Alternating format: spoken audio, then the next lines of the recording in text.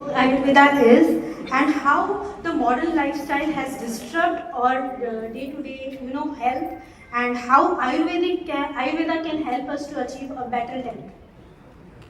Yes thank you. Hello अटमियंस। Actually अभी sir ने जो बात कही है बहुत सही तरीके से रखी है कि हमारा खाना पीना जो है वही हमारी पूरी लाइफ को चेंज कर दे रहा है। जैसा अन्न वैसा तन और वैसा मन भी, राइट। और आयुर्वेदा में ये कहा गया है कि व्याधि पहले मन को होती है फिर तन को होती है। तो फर्स्ट ऑफ ऑल हमें अपने लाइफस्टाइल को, आज देखिए एक भी घर ऐसा नहीं है जहां पे लाइफस्टाइल डिसीजेस नहीं है। Am I right? You agree with मी?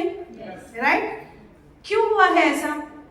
क्योंकि हमने, नाम ही वैसा है, लाइफस्टाइल डिसीजेस। हमने हमारी लाइफस्टाइल पूरी चेंज करके रखी है और उसको हम बदल भी नहीं सकते।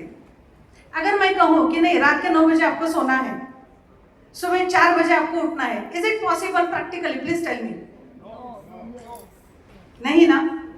लेकिन ये माइंड, हमारी बॉडी और सोल, ये तीनों को भी नॉर्मल रखने के लिए हमें अपनी लाइफस्टाइल के ऊपर ध्यान देना बेहद ज़रूरी है। आयुर्वेदिक लाइफस्टाइल अगर मैं कहूँ तो बहुत डिफरेंट है। मतलब रात में देर से खाना नहीं खा सकते, लेकिन हमें खाना पड़ रहा है। We can't do. ट्रैवलिंग नहीं करना है, द्रुत पृष्ठ यानायान, ये नहीं बताया गया है। मतलब ट्रैवलिंग फास्ट करो, लेकिन हम अगर ट्रैवलिंग नहीं करेंगे तो आगे कैसे बढ़ेंगे यार? Come on. तो एक बहुत इंपॉर्टेंट चीज़ मैं आज यहाँ पे बताने की कोशिश कर रही हूँ और हौसला रखती हूँ, वो सिर्फ इसलिए कि हमारे साथ अटमी है। Can we clap? Because see, हम अपनी लाइफस्टाइल चेंज नहीं कर सकते। बहुत सारे लोगों की शिफ्टिंग में लाइफस्टाइल रहती है, शिफ्टिंग में काम रहता है।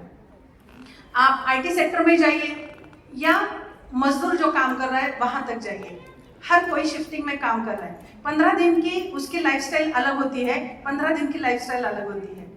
बॉडी कंफ्यूज हो जाती है कि यार मैं कैसे करूं, बायोलॉजिकल क्लॉक कंप्लीट बिगड़ गया है। और उसी के चलते ये जो शुगर है, बीपी है, थायराइड है, आर्थराइटिस है, ओबेसिटी है, इवन कैंसर, सारे जो लाइफस्टाइल डिसीजेस हैं हमें नॉक कर रहे हैं। उसके लिए क्या करना चाहिए ये बता दूं तो चलेगा ना? Please. सो मैं पिछले 27 साल से प्रैक्टिस कर रही हूँ। पहले सिर्फ जब आयुर्वेदा ही मैं यूज करती थी तब मुझे साल लगता था एक पेशेंट को कंप्लीट ट्रीट करने के लिए। Yes, Ayurveda has that type of potential to treat and to cure the patients. Sorry, मैं यहाँ पे थोड़ा सा एक अलग ये रखना चाह रही हूँ, दृष्टिकोण रखना चाह रही हूँ। एलोपैथी में आप सिर्फ कंट्रोल कर सकते हो। It is only to control the disease, not to cure the disease. But Ayurveda has that type of potential to cure the disease. लेकिन आयुर्वेदा में भी कुछ तो लिमिटेशंस हैं, राइट? जैसे कि अभी सर ने बताया कि आपकी जो पूरी बॉडी है उसको क्लींजिंग करना बहुत जरूरी है, क्योंकि टॉक्सिन्स अक्युमुलेट हो रहे हैं। एक हमेशा ध्यान में रखिए, सिर्फ 2 रीजन होते हैं हमें डिसीज कंडीशन तक लेकर जाने के लिए। एक है accumulation of toxins and second lack of nutrition. And thanks to Atomy, ये दोनों भी चीजें एटॉमी से होती है। And that's why only Ayurvedic practitioner रहने दो, एलोपैथिक के प्रैक्टिशनर रहने दो, उनके लिए एटॉमी हमारा बहुत बड़ा असेट होते जा रहा है।